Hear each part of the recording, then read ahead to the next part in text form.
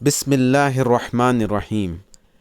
آج ہم جس خطبے کا مطالعہ کرنے جا رہے ہیں اس کا ٹاپک ہے کلمہ طیبہ اور کلمہ خبیث۔ آئیے اس کا آغاز کرتے ہیں۔ برادران اسلام، پچھلے خطبے میں کلمہ طیبہ کے متعلق میں نے آپ سے کچھ کہا تھا۔ آج پھر اسی کلمہ کی کچھ اور تشریح یعنی ڈیٹیلز میں آپ کے سامنے بیان کروں گا، اس لیے کہ یہ کلمہ ہی اسلام کی بنیاد ہے۔ اسی کے ذریعے سے آدمی اسلام میں داخل ہوتا ہے، اور کوئی شخص حقیقت میں مسلمان بن نہیں سکتا جب تک کہ وہ اس کلمہ کو پوری طرح سمجھ نہ لے اور اپنی زندگی کو اس کے مطابق نہ بنا لے۔ اللہ تعالیٰ نے اپنی کتاب قرآن مجید میں اس کلمہ کی تعریف اس طرح فرمائی، اس کا ترجمہ آپ کے سامنے پیش ہے۔ کیا تم دیکھتے نہیں ہو کہ اللہ نے کلمہ طیبہ کو کس چیز سے مثال دی ہے؟ اس کی مثال ایسی ہے جیسے ایک اچھی ذات کا درخت، جس کی جڑ زمین میں گہری جمی ہوئی ہے اور شاخیں آسمان تک پہنچی ہوئی ہیں۔ ہر آن وہ اپنے رب کے حکم سے اپنے پھل دے رہا ہے۔ یہ مثالیں اللہ اس لیے دیتا ہے کہ لوگ ان سے سبق لیں۔ اور کلمہ خبیثہ کی مثال ایک بدذات درخت کی سی ہے جو زمین کی سطح سے اکھاڑ پھینکا جاتا ہے۔ اس کے لیے کوئی استحکام یعنی مضبوطی نہیں ہے۔ سورہ ابراہیم آیت 24 سے 26۔ یعنی کلمہ طیبہ کی مثال ایسی ہے جیسے کوئی اچھی ذات کا درخت ہو جس کی جڑ زمین میں خوب جمی ہوئی اور جس کی شاخیں آسمان تک پھیلی ہوئی ہو، اور جو ہر وقت اپنے پروردگار کے حکم سے پھل پر پھل لایا چلا جاتا ہو۔ اس کے برعکس کلمہ خبیثہ یعنی برا اعتقاد مطلب بیڈ فیتھ اور جھوٹا قول یعنی فالس اسٹیٹمنٹ ایسا ہے جیسے ایک بدذات خودرو پودا یعنی جنگلی زہریلا پودا اور کانٹے دار جھاڑی کہ وہ بس زمین کے اوپر ہی اوپر ہوتا ہے اور ایک اشارے میں جڑ چھوڑ دیتا ہے، کیونکہ اس کی جڑ گہری جمی ہوئی نہیں ہوتی۔ یہ ایسی بے نظیر مثال ہے کہ اگر تم اس پر غور کرو تو تمہیں اس سے بڑا سبق ملے گا۔ دیکھو، تمہارے سامنے دونوں قسم کے درختوں کی مثالیں موجود ہیں۔ ایک تو یہ آم کا درخت ہے، کتنا گہرا جما ہوا ہے، کتنی بلندی تک اٹھا ہوا ہے، کتنی اس کی شاخیں پھیلی ہوئی ہے، کتنے اچھے پھل اس میں لگتے ہیں۔ یہ بات اسے کیوں حاصل ہوئی؟ اس لیے کہ اس کی گٹلی زوردار تھی، اس کو درخت بننے کا حق حاصل تھا، اور وہ حق اتنا سچا تھا کہ جب اس نے اپنے حق کا دعویٰ کیا تو زمین نے، پانی نے، ہوا نے، دن کی گرمی اور رات کی ٹھنڈک نے، غرض ہر چیز نے اس کے حق کو تسلیم کیا، اور اس نے جس سے جو کچھ مانگا ہر ایک نے اس کو دیا۔ اس طرح وہ اپنے حق کے زور سے اتنا بڑا درخت بن گیا، اور اپنے میٹھے پھل دے کر اس نے ثابت بھی کر دیا کہ حقیقت میں وہ اسی قابل تھا کہ ایسا درخت بنے۔ اور زمین و آسمان کی ساری قوتوں نے مل کر اگر اس کا ساتھ دیا تو کچھ بیجا نہیں کیا، بلکہ ان کو ایسا ہی کرنا چاہیے تھا۔ اس لیے کہ درختوں کو غذا دینے اور بڑھانے اور پکانے کی جو طاقت زمین اور پانی اور ہوا اور دوسری چیزوں کے پاس ہے، وہ اسی کام کے لیے تو ہے کہ اچھی ذات والے درختوں کے کام آئے۔ اس کے مقابلے میں یہ جھاڑ جھنکار، کانٹے دار جھاڑی اور خودرو یعنی زہریلے پودے ہیں۔ ان کی بساط یعنی حیثیت ہی کیا ہے؟ ذرا سی جڑ کہ ایک بچہ اکھاڑ لے، نرم اور بودے اتنے کہ ہوا کے ایک جھونکے سے مرجھا جائے، ہاتھ لگاؤ تو کانٹے سے تمہاری خبر لیں، چکو تو منہ کا مذاق خراب کر دے۔ روز خدا جانے کتنے پیدا ہوتے ہیں اور کتنے اکھاڑے جاتے ہیں۔ ان کا یہ حال کیوں ہے؟ اس لیے کہ ان کے پاس حق کا وہ زور نہیں جو آم کے پاس ہے۔ جب اعلیٰ ذات کے درخت نہیں ہوتے تو زمین بیکار پڑے پڑے اگتا جاتی ہے، اور ان پودوں کو اپنے اندر جگہ دے دیتی ہے۔ کچھ مدد پانی کر دیتا ہے، کچھ ہوا اپنے پاس سے سامان دے دیتی ہے، مگر زمین و آسمان کی کوئی چیز بھی ایسے پودوں کا حق ماننے کے لیے تیار نہیں ہوتی۔ اس لیے نہ زمین اپنے اندر ان کی جڑیں پھیلنے دیتی ہے، نہ پانی ان کو دل کھول کر غذا دیتا ہے، اور نہ ہوا کھلے دل سے ان کو پروان چڑھاتی ہے۔ پھر جب اتنی سی حیثیت پر یہ خبیث پودے بدمزہ، کانٹے دار اور زہریلے بن کر اٹھتے ہیں تو واقعے میں ثابت ہو جاتا ہے کہ زمین و آسمان کی طاقتیں ایسے پودے اگانے کے لیے نہیں تھے۔ ان کو اتنی فرصت مطلب زندگی بھی ملی تو بہت ملی۔ ان دونوں مثالوں کو سامنے رکھو اور پھر کلمہ طیبہ اور کلمہ خبیث کے فرق پر غور کرو۔ کلمہ طیبہ کیا ہے؟ ایک سچی بات ہے، ایسی سچی بات کہ دنیا میں اس سے زیادہ سچی بات کوئی ہو نہیں سکتی۔ سارے جہان کا خدا اور مالک ایک اللہ ہے۔ اس چیز پر زمین اور آسمان کی ہر چیز گواہی دے رہی ہے۔ یہ انسان، یہ جانور، یہ درخت، یہ پتھر، یہ ریت کے ذرے، یہ بہتی ہوئی نہر، یہ چمکتا ہوا سورج، یہ ساری چیزیں جو ہر طرف پھیلی ہوئی ہے، ان میں سے کون سی چیز ہے جس کو اللہ کے سوا کسی اور نے پیدا کیا ہو، جو اللہ کے سوا کسی اور کی مہربانی سے زندہ اور قائم رہ سکے، جس کو اللہ کے سوا کوئی اور فنا کر سکتا ہو؟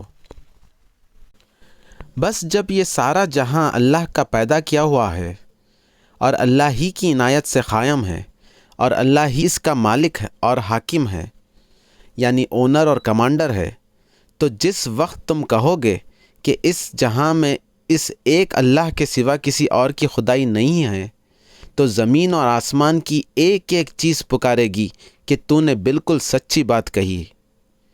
ہم سب تیرے اس قول اور اقرار کی صداقت یعنی سچائی پر گواہ ہے۔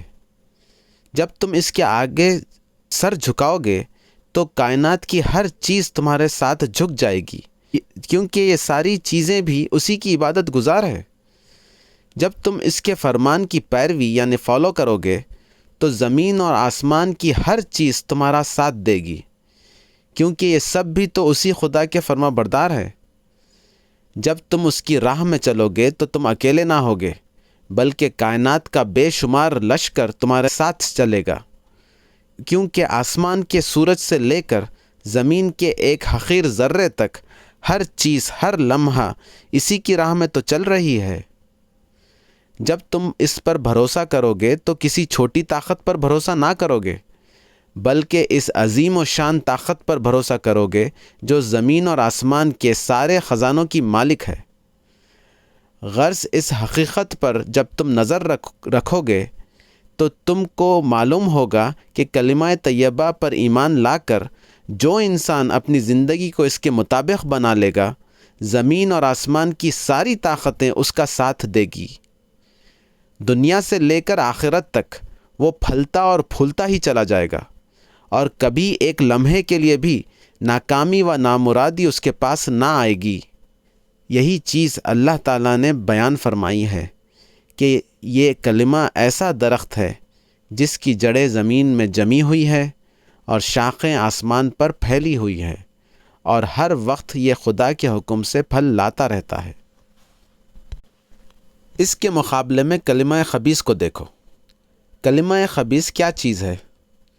یہ کہ اس جہاں کا کوئی خدا نہیں، یا یہ کہ ایک اللہ کے سوا کسی اور کی خدائی بھی ہے۔ غور کرو، اس سے بڑھ کر جھوٹی اور بے اصل بات اور کیا ہو سکتی ہے؟ زمین اور آسمان کی کون سی چیز اس پر گواہی دیتی ہے؟ دہریہ یعنی ایتھیسٹ کہتا ہے کہ خدا نہیں ہے۔ زمین اور آسمان کی ہر چیز کہتی ہے کہ تو جھوٹا ہے۔ ہم کو اور تجھ کو خدا ہی نے پیدا کیا ہے، اور اسی خدا نے تجھ کو وہ زبان دی ہے جس سے تو یہ جھوٹ بک رہا ہے۔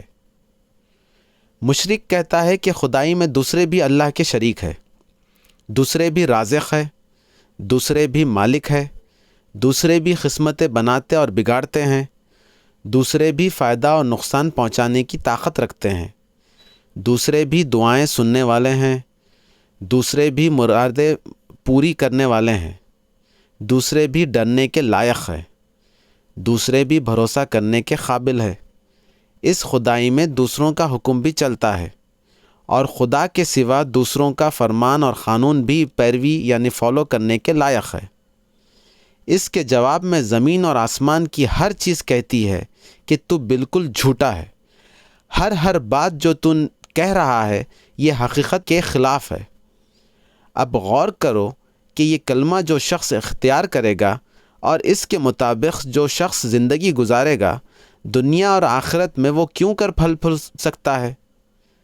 اللہ نے اپنی مہربانی سے ایسے لوگوں کو مہلت دے رکھی ہے اور رزق کا وعدہ ان سے کیا ہے۔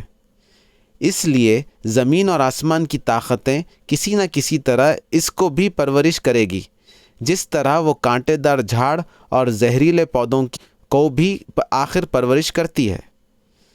لیکن کائنات کی کوئی چیز بھی اس کا حق سمجھ کر اس کا ساتھ نہ دے گی اور نہ پوری طاقت کے ساتھ اس کی مدد ہی کرے گی۔ وہ انہی خضروں پودوں کی طرح ہوگا جن کی مثال ابھی آپ کے سامنے بیان ہوئی ہے۔ یہی فرق دونوں کے پھلوں میں ہے۔ کلمہ طیبہ جب کبھی پھلے گا، اس سے میٹھے اور مفید یعنی فائدہ مند پھل ہی پیدا ہوں گے۔ دنیا میں اس سے امن قائم ہوگا، نیکی اور سچائی اور انصاف کا بول بالا ہوگا، اور خدا کی مخلوق اس سے فائدہ ہی اٹھائے گی۔ مگر کلمہ خبیث کی جتنی پرورش ہوگی، اس سے کانٹے دار شاخیں ہی نکلے گی، اس میں کڑوے کسیلے ہی پھل آئیں گے، اس کی رگ رگ میں زہر ہی بھرا ہوگا۔ دنیا میں اپنی آنکھوں سے دیکھ لو، جہاں کفر اور شرک اور دہریت یعنی ایتھیسٹ کا زور ہے، وہاں کیا ہو رہا ہے؟ آدمی کو آدمی پھاڑ کھانے کی تیاریاں کر رہا ہے، آبادیوں کے آبادیاں تباہ کرنے کے سامان ہو رہے ہیں، زہریلی گیسیں بن رہی ہیں، ایک قوم دوسرے قوم کو برباد کر دینے پر تلی ہوئی ہے۔ جو طاقتور ہے وہ کمزوروں کو غلام بناتا ہے، صرف اس لیے کہ ان کی حصے کی روٹی خود چھین کر کھا جائے، اور جو کمزور ہے وہ فوج اور پولیس اور جیل اور پھانسی کے زور سے دب کر رہنے اور طاقتور کا ظلم سہنے پر مجبور کیا جاتا ہے۔ پھر ان قوموں کی اندرونی حالت کیا ہے؟ اخلاق بد سے بدتر ہے، جن پر شیطان بھی شرمائے۔ انسان وہ کام کر رہا ہے جو جانور بھی نہیں کرتے۔ مائیں اپنے بچوں کو اپنے ہاتھوں سے ہلاک کرتی ہے کہ کہیں یہ بچے ان کی عیش میں خلل نہ ڈال دیں۔ شوہر اپنی بیویوں کو خود غیروں کی بغل میں دیتے ہیں تاکہ ان کی بیویاں ان کی بغل میں آئیں۔ ننگوں کے کلب بنائے جاتے ہیں جن میں مرد اور عورت جانوروں کی طرح برہنہ ایک دوسرے کے سامنے پھرتے ہیں۔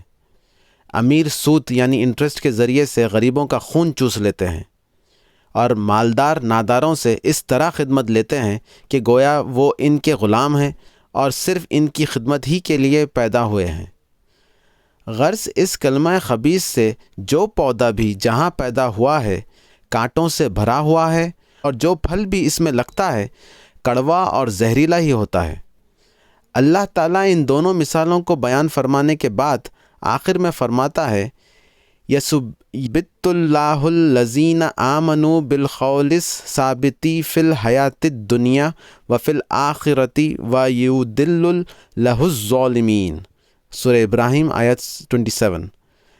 یعنی کلمہ طیبہ پر جو لوگ ایمان لائیں گے، اللہ ان کو ایک مضبوط قول کے ساتھ دنیا و آخرت میں ثبات بخشے گا، یعنی ثابت قدم اور ترقی دے گا، اور ان کے مقابلے میں وہ ظالم لوگ جو کلمہ خبیث کو مانیں گے، اللہ ان کی ساری کوششوں کو بھٹکا دے گا۔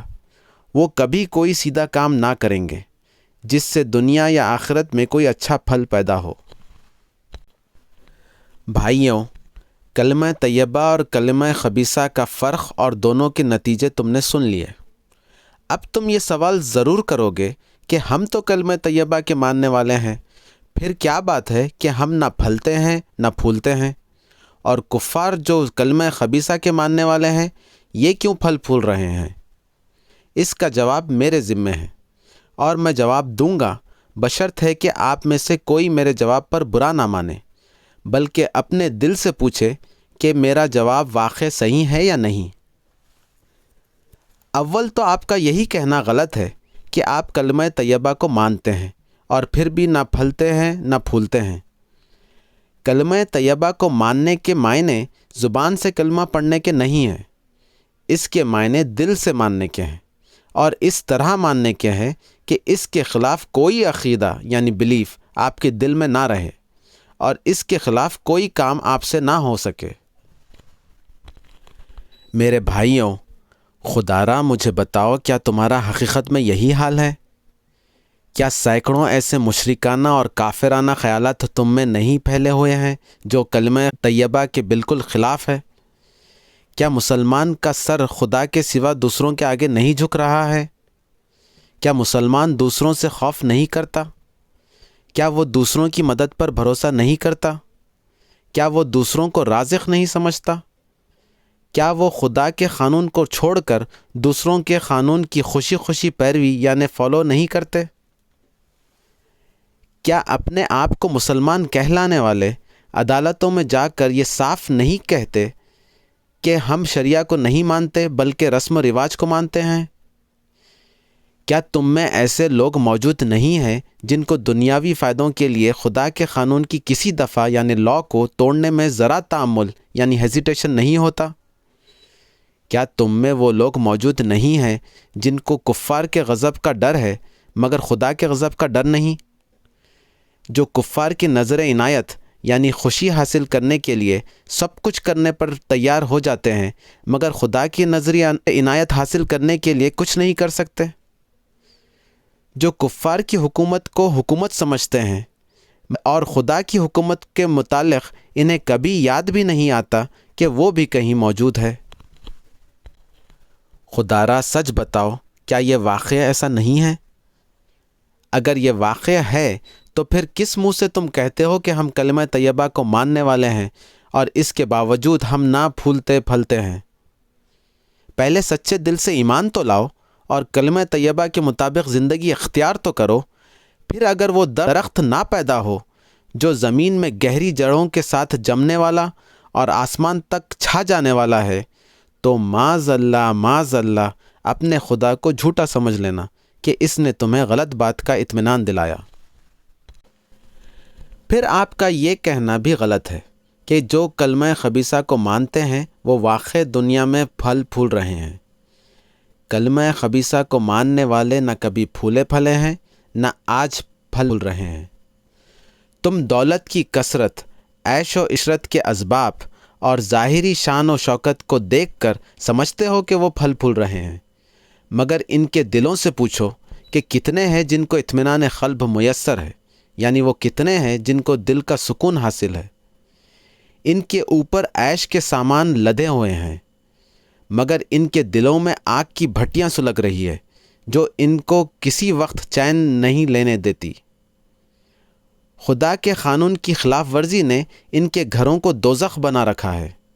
اخباروں میں دیکھو کہ یورپ اور امریکہ میں خودکشی کا کتنا زور ہے، طلاق کی کیسی کثرت ہے، نسلیں کس طرح گھٹ رہی ہیں اور گھٹائی جا رہی ہیں، امراض خبیثہ نے کس طرح لاکھوں انسانوں کی زندگیاں تباہ کر دی ہے، مختلف طبقوں کے درمیان روٹی کے لیے کیسی سخت کشمکش برپا ہے، حسد اور بغض اور دشمنی نے کس طرح ایک ہی جنس کے آدمیوں کو آپس میں لڑا رکھا ہے، عیش پسندی نے لوگوں کے لیے زندگی کو کس قدر تلخ یعنی مشکل اور بدمزہ بنا دیا ہے، اور یہ بڑے بڑے عظیم و شان شہر جن کو دور سے دیکھ کر آدمی رشک کے جنت سمجھتا ہے، ان کے اندر لاکھوں انسان کس مصیبت کی زندگی بسر کر رہے ہیں۔ کیا اسی کو پھلنا اور پھولنا کہتے ہیں؟ کیا یہی وہ جنت ہے جس پر تم رشک یعنی جلن اور حسد کی نگاہیں ڈالتے ہو؟